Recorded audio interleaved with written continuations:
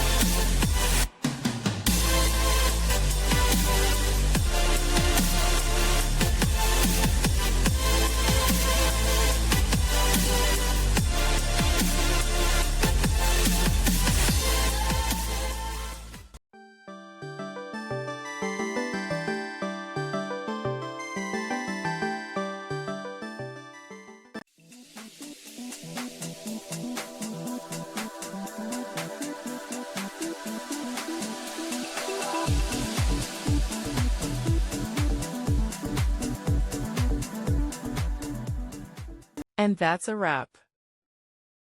I hope you found the answer you were looking for. If you did, take a second to hit that subscribe button. It really helps out. And let me know in the comments which solution worked best for you. See you next time in the debug zone.